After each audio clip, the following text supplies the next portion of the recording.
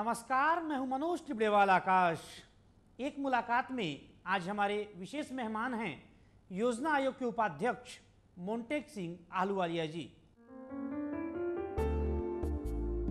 24 नवंबर 1943 को दिल्ली में जन्मे मोंटेक सिंह आहलूवालिया जी पिछले 7 साल से देश के योजना आयोग के उपाध्यक्ष हैं। महज 25 साल की अवस्था में विश्व बैंक के युवा कर्मी के रूप में अपने जीवन की शुरुआत करने वाले मोंटेक सिंह जी भारत सरकार के वित्त एवं वाणिज्य सचिव से लेकर पूर्व प्रधानमंत्री राजीव गांधी जी के विशेष सचिव तक रह चुके हैं। जाने माने अर्थशास्त्री के रूप में दुनिया भर में प्रसिद्ध और पद्म विभूषण से सम्मानित मोंटेक सिंह जी को भारत में आर्थिक सुधारों को लागू करने वाला प्रमुख खिलाड़ी माना जाता है।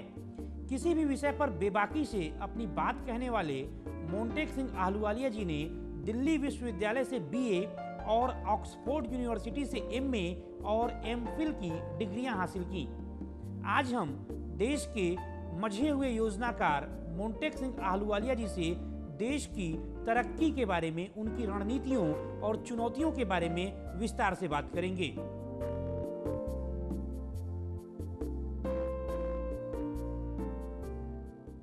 मोंटेक सिंह जी, आपका स्वागत है हमारी खास पड़ताल एक मुलाकात में। योजना आयोग दरअसल काम किस तरह करता है, मुख्य काम क्या होता है, हमारे दर्शकों के लिए कुछ बताइए।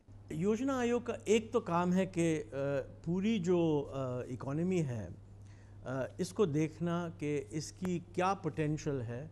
हम 9% ग्रोथ, हमने लक्ष्य 12वीं पंचवर्षीय योजना जो हमने अभी कैबिनेट ने अप्रोच पेपर इसका अप्रूव किया है, उसमें हमने लक्ष्य रखा है कि 9% होनी चाहिए हमारी इकोनॉमिक ग्रोथ टारगेट, आर्थिक वृद्धि की टारगेट। अब इसको हम देखते हैं कि इसको अचीव करने के लिए हमें क्या क्या करना चाहिए।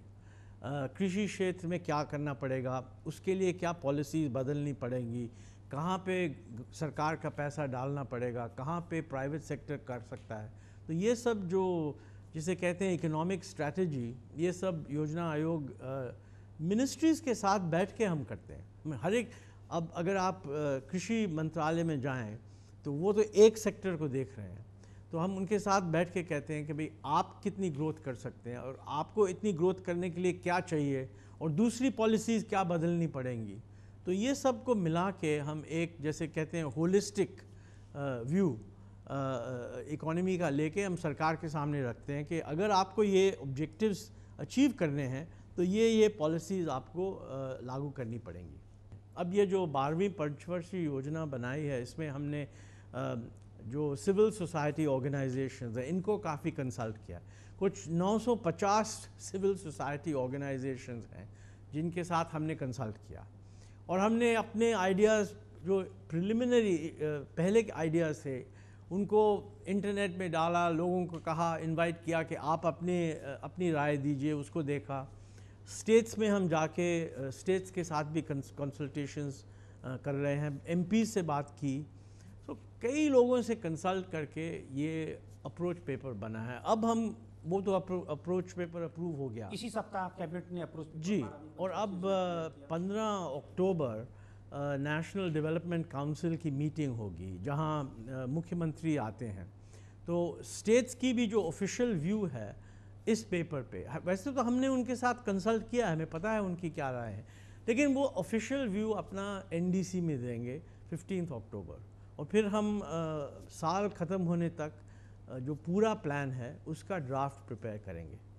12वीं पंचवर्षीय योजना जो आपकी और प्रधानमंत्री जी की सोच है, उस हिसाब से अगर साकार होती है तो किस तरह का परिवर्तन आएगा देश में? देखिए, हमारे इसमें हम जो 11th प्लान था वो अभी इस साल ख़त्म होने वाला है। इस प्लान में हमने कहा था जैसे फास्टर और इंक्लूसिव ग्रोथ। इंक्लूसिव का मतलब सब लोगों को फ़ायदा आना चाहिए, ये नहीं कि अपर इनकम लोगों को फ़ायदा है, आम आदमी का भी इसमें बहुत हिस्सा है और उनको भी बेनिफिट मिलना चाहिए।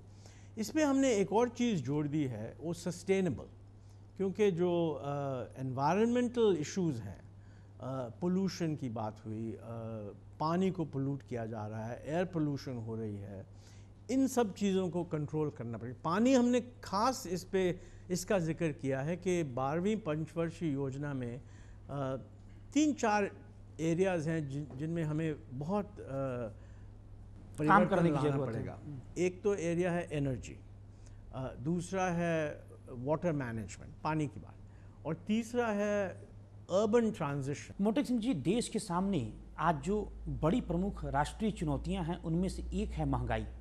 आम आदमी यह सोचने लगा है जैसे वह कचहरी में कोई मुकदमा लड़ने जाता है तो उसे हर बार तारीख पर तारीख दे दी जाती है, ठीक उसी तरह जब महंगाई रोकने की बात होती है तो सरकार हर बार एक नई तारीख दे देती है। आखिर क्यों नहीं बेकाबू होती महंगाई रुक पा रही है? क्या हमारी रणनीति में कोई कमी है या हम उसे ठीक तरीके से अंजाम नहीं दे पा रहे?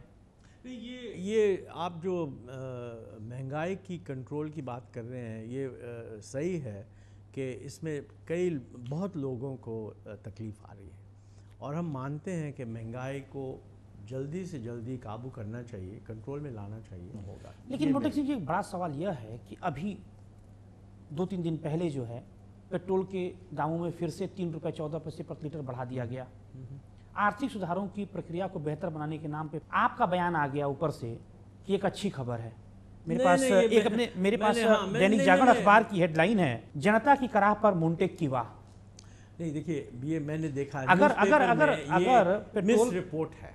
देखिए, मुझे पूछा गया था कि ये क्यों हो रहा है, तो इसमें मैंने एक्सप्लेन किया था कि इसमें ये नहीं कि हमने बढ़ा दी है, ये जो पेट्रोल की प्राइस है ये तो डीकंट्रोल्ड है, और अगर ग्लोबल प्राइस बढ़ जाए, रुपयों में बढ़ जाए, तो ऑटोमेटिकली डोमेस्टिक प्राइस भी बढ़ जाएगी। इसको अगर आप ना बढ़ने दें तो इसका एक ही सोल्यूशन है कि आप इस प्राइस पे कंट्रोल रख दें या सब्सिडाइज करें, और ये ठीक नहीं होगा।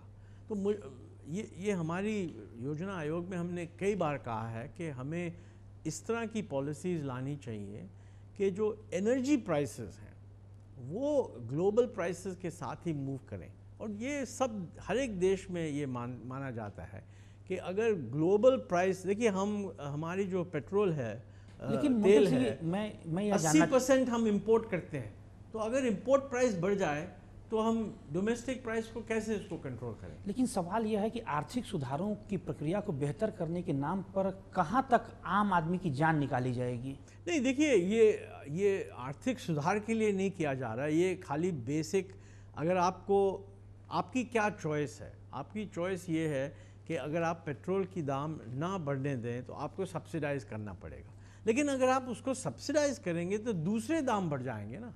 ये लोगों को हमें समझाना चाहिए, शायद हम नहीं समझा पा रहे कि ये हमारे हाथ में नहीं है कि हम पेट्रोल का प्राइस रुका दें और उसका और कोई बुरा असर ना पड़े। अगर हम पेट्रोल की प्राइस को कंट्रोल कर देंगे तो बेसिकली उसका मतलब है हम उसको सब्सिडाइज कर रहे हैं, या डायरेक्टली सब्सिडाइज कर रहे हैं या इनडायरेक्टली सब्सिडाइज कर रहे हैं। लेकिन अगर हम डायरेक्टली या इनडायरेक्टली सब्सिडाइज कर रहे हैं तो इसका मतलब सरकार का जो घाटा है, फिस्कल डेफिसिट है, वो बढ़ रहा है, तो जो भी बुरा असर उसका होता है वो तो निकलेगा।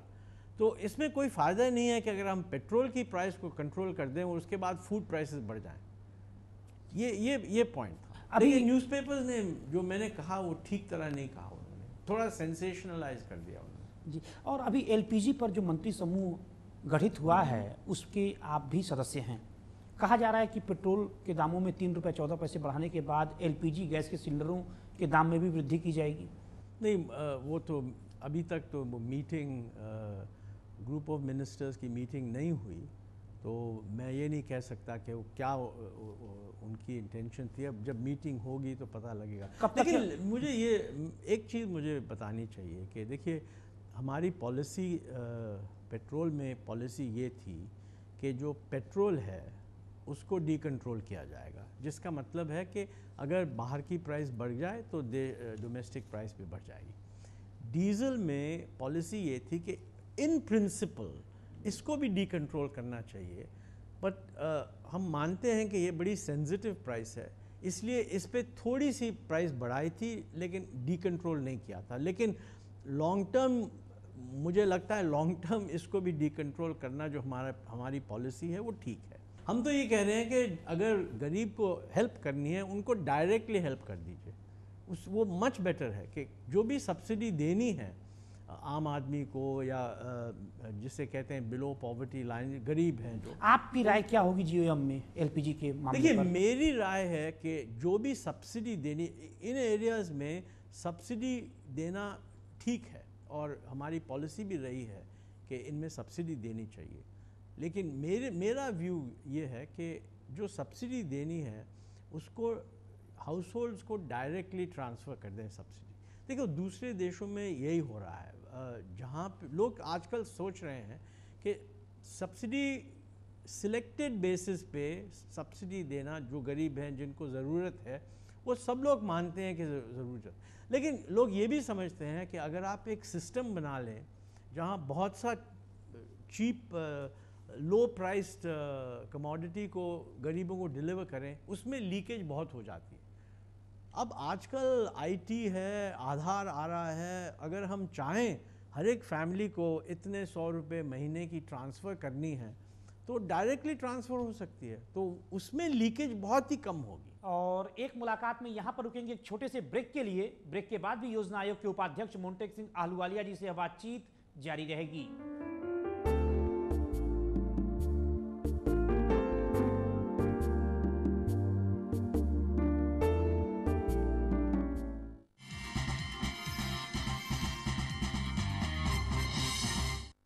The buzz beyond all the biz in Amchi, Mumbai.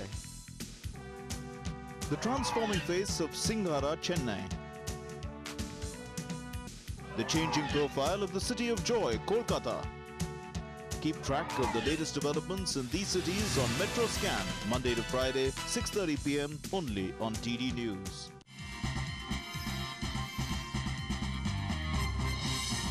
Break के बाद एक बार फिर आपका स्वागत है एक मुलाकात में। आज हमारे विशेष मेहमान हैं मोंटेक सिंह आहलूवालिया जी। आपकी देखरेख में योजना आयोग ने 2012 से 2017 के बीच भारत के अपर्याप्त बुनियादी ढांचे पर सार्वजनिक निजी भागीदारी में $1 खरब खर्च करने का महत्वाकांक्षी लक्ष्य रखा है। इसको पूरा करने में किस तरह की बड़ी चुनौतियां हैं आपके सामने? 12वीं पंचवर्षीय योजना में हमने जो टोटल इंफ्रास्ट्रक्चर का टारगेट है उसको डबल कर दिया कि भाई $1 ट्रिलियन, 1000 बिलियन, ठीक है। लेकिन इसमें 50% पब्लिक प्राइवेट पार्टनरशिप होनी पाएगी। ये एक बहुत बड़ी चैलेंज है, क्योंकि हम प्योरली अगर हम पब्लिक सेक्टर की के ज़ोर से हम सोचें तो हम इतनी इंफ्रास्ट्रक्चर इन्वेस्टमेंट नहीं कर पाएंगे। योजना आयोग जो पंचवर्षीय योजना बनाता है उसका ठीक तरीके से इम्प्लीमेंटेशन हो यह बड़ी चुनौती है। दुनिया भर के इकोनॉमिस्ट हमारी पॉलिसी का लोहा मानते हैं, लेकिन जब बात इम्प्लीमेंटेशन की आती है तो कई तरह की दिक्कतें खड़ी हो जाती हैं। क्यों? देखिए, पहले तो मैं कहना चाहूँगा कि अगर हम 20 साल में ग्रोथ रेट 5% से लेके 8% तक ले आए हैं तो कुछ तो इम्प्लीमेंट हो रहा होगा। तो ये मैं नहीं मानने को तैयार कि जो भी हम करते हैं वो इम्प्लीमेंट नहीं होता, क्योंकि अगर वो बात होती तो हमारी आर्थिक स्थिति वही रहती जो 20 साल पहले थी। लेकिन ये कहते हुए हमें ये भी सोचना चाहिए कि हम और चीज़ें कर रहे हैं, नई चीज़ें कर रहे हैं, बहुत कठिन चीज़ें कर रहे हैं, तो इनमें इम्प्लीमेंटेशन की कमी आने में इसमें कोई सरप्राइज़ नहीं होनी चाहिए। मेन पॉइंट इज़ कि इम्प्लीमेंटेशन को इम्प्रूव हम कर सकते हैं और करना चाहिए। लेकिन ये कहना कि पॉलिसी ठीक है लेकिन इम्प्लीमेंट नहीं हो रही हैं, ये गलत है। क्योंकि अगर आप जाके देखिए देश में सड़कें इम्प्रूव हो गई हैं। मैं ये नहीं कह रहा हूँ कि बड़े बड़े शहरों में, अगर आप रूरल एरियाज़ में जाएं, जो प्रधानमंत्री ग्राम सड़क योजना एक बहुत ही इम्पोर्टेंट हमारी स्कीम है, जहाँ पे भी हम फीडबैक लेते हैं, लोग कहते हैं कि ये जो सड़कें हैं ये बेटर क्वालिटी की सड़कें हैं, पहले के कंपैरिजन में उस तरह की सड़कें नहीं हैं जो हर एक जब बारिश आई तो सड़क गुम गई। निश्चित तौर पर PMGSY काफ़ी लोकप्रिय योजना है गाँव में भी। जी, तो वो एग्जाम्पल है ना कि हमने पिछले एक्सपीरियंस से हमने कुछ लर्न किया। PMGSY बहुत डिफरेंट तरीके से इम्प्लीमेंट हो जा रहा है। एक चीज़ यहाँ पर रुकूंगा मोंटेक सिंह जी, PMGSY निसंदेह बहुत अच्छी योजना है। गांव में सड़कें बन रही हैं, पक्की सड़कें बन रही हैं, ज़्यादा चौड़ी बन रही हैं, मजबूत बन रही हैं। एक आरोप इधर लग रहा है, ख़ासतौर पे उत्तर प्रदेश और बिहार जैसे राज्यों की तरफ से, जहाँ पर कांग्रेस की सरकारें नहीं हैं, वहाँ पर इस समय पैसा नहीं दिया जा रहा है पीएमजीएसवाई में, क्या यह सही है? नहीं, ये देखिए, ये बिल्कुल सही नहीं है। ये हो सकता है कि जो पैसा दिया जा रहा है वो यूटिलाइज नहीं हो रहा, क्योंकि जो पैसा दिया जा रहा है वो बड़े रूल के हिसाब से दिया जा रहा है कि भाई इतनी जो भी विलेज है इस साइज़ के और उससे ऊपर उसको कनेक्ट करना पड़ेगा। लेकिन कई एरियाज़ में ये बात सही है कि इम्प्लीमेंटेशन कैपेसिटी इतनी अच्छी नहीं है। कई बार बिहार में पहले उन्होंने कहा था कि भाई हमारे यहाँ कॉन्ट्रैक्टर्स इतने नहीं हैं, तो आप सेंट्रल गवर्नमेंट की जो एजेंसी हैं उनके साथ उनको लेके कुछ इम्प्लीमेंट की जाए। वो भी हमने ट्राई किया, लेकिन उसके बाद बिहार ने खुद कहा था कि अब हमारे कॉन्ट्रैक्टर्स हैं, हम CPWD से कराएंगे, हम खुद करवा लेंगे। और बिहार में रोड जो हैं PMGSY रोड्स हैं, अच्छी रोड्स हैं। उत्तर प्रदेश में इस समय प्रधानमंत्री ग्राम सड़क योजना में धन के आवंटन के मामले में क्या पोजीशन है इस समय? उत्तर प्रदेश में इम्प्लीमेंटेशन की कमी ज़रूर है, लेकिन इसकी ब्लेम हम सेंट्रल गवर्नमेंट पे नहीं डाल सकते, क्योंकि उत्तर प्रदेश, देखिए सरकार, ये जो प्रधानमंत्री ग्राम सड़क योजना है इसमें सरकार का तो ये स्टेट गवर्नमेंट का एरिया है, सेंट्रल गवर्नमेंट असिस्टेंस दे रही है, पूरी इम्प्लीमेंटेशन स्टेट गवर्नमेंट को करनी पड़ती है। और एक मुलाकात में यहाँ पर रुकेंगे एक और छोटे से ब्रेक के लिए। ब्रेक के बाद भी देश के मझे हुए योजनाकार मोन्टेक सिंह आहलूवालिया जी से यह बातचीत जारी रहेगी।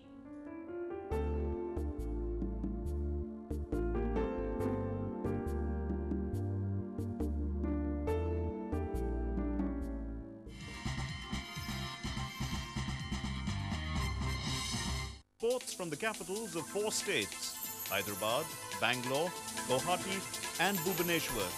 News, views and analysis. State Scan, Monday to Friday, 10:30 a.m. only on DD News.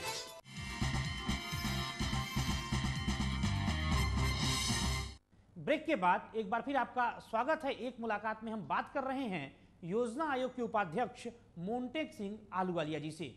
विदेशी प्रत्यक्ष निवेश की बात करेंगे। भारत में अगर औद्योगिक रफ्तार बढ़ानी हो तो कहते हैं कि विदेशी प्रत्यक्ष निवेश को बढ़ाना होगा, लेकिन यह दर काफ़ी कम है, कैसे इसे बढ़ाया जा सकता है? मैं ये नहीं मानता हूँ कि हमारा जो इकोनॉमिक प्रोग्रेस है खाली फॉरेन इन्वेस्टमेंट पे डिपेंड कर रहा है, क्योंकि अगर आप हमारे इन्वेस्टमेंट को देखें, कई देश हैं जहाँ पे फॉरेन इन्वेस्टमेंट का बहुत ही बड़ा रोल होता है। हमारे देश में वो इतना बड़ा रोल नहीं है। अगर इंडियन इन्वेस्टमेंट की बात करें कंट्री में, तो उसकी जो रफ्तार है उससे आप संतुष्ट हैं? अगर पिछले 5-6 साल में कंपैरिजन अगर आप करें तो इंडियन इन्वेस्टमेंट, मैं तो बहुत ही खुश हूँ कि काफ़ी बढ़ गई है। इस साल 2011-12 को लेके इसमें जो अभी तक हमारे पास आंकड़े नहीं हैं, लेकिन कुछ इंडिकेशन है कि थोड़ी स्लो डाउन हो गई होगी, लेकिन ये नॉर्मल होता है। देखिए 2-3 साल इन्वेस्टमेंट बहुत बढ़ जाती है, 1-2 साल फिर थोड़ी स्लो हो जाती है, लेकिन हमें इसको करेक्ट करना चाहिए। भारतीय रिजर्व बैंक लगातार ब्याज की दरें बढ़ा रहा है। देखिए ये तो नॉर्मल एक्टिविटी है रिज़र्व बैंक की कि इंटरेस्ट रेट जो है वो एक बहुत ही इम्पॉर्टेंट इंस्ट्रूमेंट होता है, और हर देश में जब इन्फ्लेशन बढ़ जाती है तो लोग समझते हैं कि थोड़ा इंटरेस्ट रेट को टाइट कर देना चाहिए। अब रिज़र्व बैंक ने जब ग्लोबल क्राइसिस 2008 में हुआ था, तो उस वक्त रिज़र्व बैंक ने कई कदम उठाए थे इंटरेस्ट रेट को कम करने के लिए, और इसका कारण ये था कि उनका आइडिया था, हमारा भी आइडिया था कि इकोनॉमी को स्टिमुलेट करना चाहिए। अब इंटरेस्ट रेट बहुत ही लो हो गए थे, उसके बाद इन्फ्लेशन बढ़ गई और ग्रोथ भी रिवाइव कर गई। अब जब ग्रोथ रिवाइव कर गई और इन्फ्लेशन बढ़ गई, और आप ही कहते हैं कि आम आदमी भी समझते हैं कि इस पे उन पे बहुत बोझ पड़ रहा है, और मैं भी मानता हूँ, तो ये तो बहुत ही नॉर्मल चीज़ है कि इंटरेस्ट रेट को फिर बढ़ाना। IIP के स्तर को सुधारने के लिए आपकी तरफ से क्या प्रयास किए जा रहे हैं? जो मैंने बहुत ही रीसेंट IIP नंबर्स हैं वो थोड़े लो हैं, लेकिन ये जो इंडेक्स है बड़ा अनरिलायबल है मुझे लगता है, और इसमें मंथ टू मंथ वेरिएशन बहुत हो सकती है। अभी एक मंथ में 3.4 हो सकता है, 2 महीने बाद वो 6.8 हो सकता है, लेकिन ये डेफिनेटली दिखाता है कि इस वक्त इंडस्ट्रियल ग्रोथ हमारा स्लो हो रहा है, फास्ट नहीं हो रहा। और इसको बढ़ाना चाहिए, ये इसमें कोई शक नहीं है। यूपीए 2 की महत्वाकांक्षी योजनाओं में से एक है खाद्य सुरक्षा बिल। ऐसी भी खबरें मीडिया में आई कि सरकार की एजेंसियों और योजना आयोग में मतभेद है फूड सिक्योरिटी बिल को लेकर, क्या कहेंगे? नहीं, इसमें तो कोई डिफरेंस नहीं है। काफ़ी डिस्कशंस हो चुकी हैं और department of food and civil supplies जो है वो ड्राफ्ट बना रहे हैं फूड सिक्योरिटी बिल का। मेरे ख्याल अब स्टेट्स में भी डिस्कस होगा। मोंटेक साहब, हमारे देश में बड़ी संख्या में नौजवान एमबीए और एमटेक करने के बाद नौकरी नहीं पा रहे हैं। नहीं, ये हम मानते हैं कि बहुत ही इम्पोर्टेंट इशू है। इसमें एक तो है कि हमारी ग्रोथ रेट, इंडस्ट्री की ग्रोथ रेट हाई होनी चाहिए। एक कमी पिछले 10 सालों में ये हो सकता है कि हमारी टोटल ग्रोथ रेट तो अच्छी रही है, पिछले 4-5 सालों में एग्रीकल्चरल ग्रोथ रेट भी इम्प्रूव हो रही है, लेकिन इंडस्ट्रियल ग्रोथ रेट जो होनी चाहिए वो नहीं हमें मिल रही। और एम्प्लॉयमेंट क्रिएट करने के लिए, गुड क्वालिटी एम्प्लॉयमेंट क्रिएट करने के लिए इंडस्ट्रियल ग्रोथ को कुछ 12% तक होना चाहिए, वो अब तक हम नहीं कर पाए। आपको लगता है निकट भविष्य में नौकरियों के अवसर बढ़ेंगे देश में? नहीं, ज़रूर बढ़नी चाहिए। देखो, एम्प्लॉयमेंट बहुत ही इम्पोर्टेंट है और अगर हमने ग्रोथ को इंक्लूसिव बनाना है, वो हमारा लक्ष्य यही है कि इंक्लूसिव होना चाहिए, तो ये हम इसको नहीं कर पाएंगे जब तक हमारी एम्प्लॉयमेंट ना बढ़े। और अगले 12th 5-year प्लान में एक्सपेंशन ऑफ एम्प्लॉयमेंट बहुत ही इम्पोर्टेंट ऑब्जेक्ट। एक बड़ी महत्वपूर्ण सवाल की तरफ चर्चा करूंगा। जम्मू कश्मीर और नॉर्थ ईस्ट में लॉन्ग विंटर होता है। अक्सर देखते हैं कि वहाँ वर्किंग सीजन जो होता है 6 से 7 महीने का होता है, जिससे डेवलपमेंट के लिए जो फंड भेजे जाते हैं दिल्ली से वो लैप्स हो जाते हैं।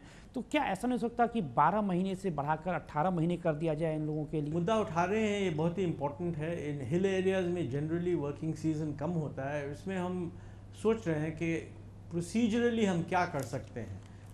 18 महीने से फ़ायदा नहीं होगा क्योंकि हमारी एनुअल बजटिंग होती है, लेकिन ये होना चाहिए कि जो बजट अप्रूवल प्रोसेस है उसको बहुत फास्ट कर देना चाहिए। मोटेक जी, अक्सर हम देखते हैं कि विभिन्न राज्यों के मुख्यमंत्री आपके पास आते हैं, ज़्यादा से ज़्यादा अपने राज्य के विकास के लिए धन लेने के लिए तमाम केंद्रीय मंत्री आते रहते हैं। सबको संतुष्ट कर पाना तो बेहद मुश्किल है।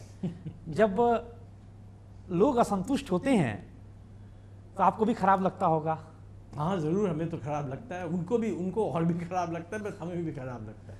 कितना चुनौतीपूर्ण होता है आपके लिए इस सिचुएशन को? देखिए, लोग समझते हैं कि उनका धर्म है डिमांड करना और हमारा धर्म है जितना पैसा है उसके साथ एडजस्ट करना। लेकिन मुख्यमंत्री हो या केंद्रीय मंत्री हो, उनको भी पता है कि रिसोर्सेज की कंस्ट्रेंट है। हम तो उनको कहते हैं कि देखिए, इस वक्त सबसे इम्पोर्टेंट चीज़ है कि इम्प्लीमेंटेशन एंड इफ़ेक्टिवनेस को बढ़ाना, क्योंकि जो पैसे हैं वो पूरी इफ़ेक्टिवनेस से नहीं अभी तक इस्तेमाल हो रहे, तो वहाँ पे काफ़ी एरिया है। मुझे लगता है कि हमें सिस्टम देना चाहिए कि जहाँ या स्टेट हो या कोई मंत्रालय हो, जहाँ वो ज़्यादा इफ़ेक्टिवली पैसों को यूज़ करें, उनको ज़्यादा देना चाहिए। लेकिन 7 साल बहुत मुश्किल है करना। लेकिन 7 साल के दौरान का कोई सबसे मुश्किल पल? नहीं, ये देखिए, ऐसे खास तो मैं कुछ नहीं कहूँगा। अब देखते हैं, हम हर साल कुछ ना कुछ सीखते रहते हैं। अभी कुछ ही महीने पहले एक पत्रिका ने एक खबर दी कि आपका हर 9वां दिन विदेश में गुजरता है। आपकी हर छोटी बड़ी बातों को मीडिया नोटिस करता है। अब तक आपने 7 साल में 42 विदेश यात्राएं की हैं। और देखिए, इसमें इसकी वजह क्या है इतनी विदेश यात्राओं की? नहीं, बात तो आप ठीक कह रहे हैं। हर एक जो विज़िट है ये ऑफिशियल विज़िट रही है। कई तो प्रधानमंत्री जी के साथ ये जो नई G20 बन गई है, इसमें प्रधानमंत्री ने मुझे उनका, जैसे शर्पा कहते हैं, बना दिया है। तो हर साल ये मीटिंग्स होती हैं प्रधानमंत्री के लेवल पे। उससे पहले 2-3 मीटिंग्स होती हैं शर्पा लेवल पे।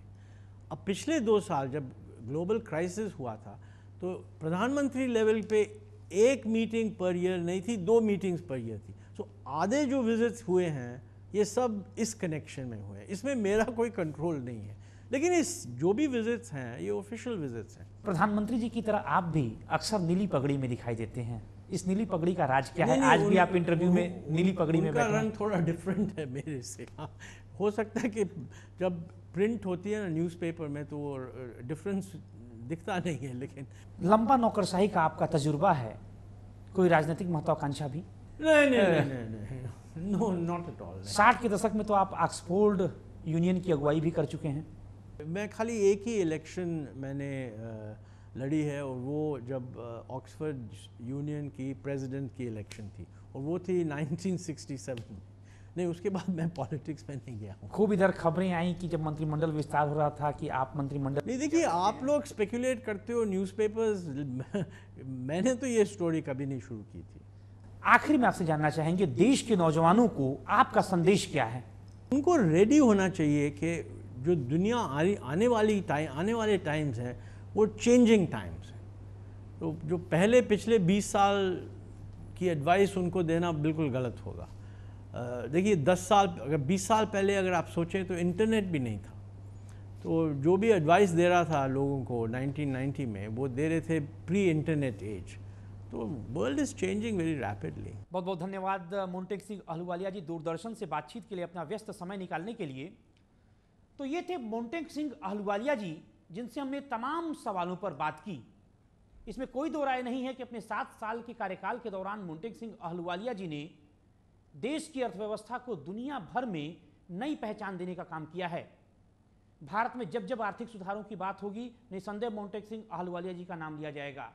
लेकिन दूसरी तरफ तल्ख हकीकत यह भी है कि मोन्टेक सिंह जी के सामने 2 बड़ी चुनौतियां हैं। एक, इनका सबसे लोकप्रिय नारा समावेशी विकास को साकार करना, और दूसरा, देश में बढ़ती महंगाई पर काबू पाना। अगले सप्ताह आपसे फिर मुलाकात होगी ठीक इसी समय, आपके अपने लोकप्रिय कार्यक्रम एक मुलाकात में, देश की एक और बड़ी हस्ती के साथ। तब तक दूरदर्शन की हमारी इस पूरी टीम को दीजिए इजाजत। नमस्कार।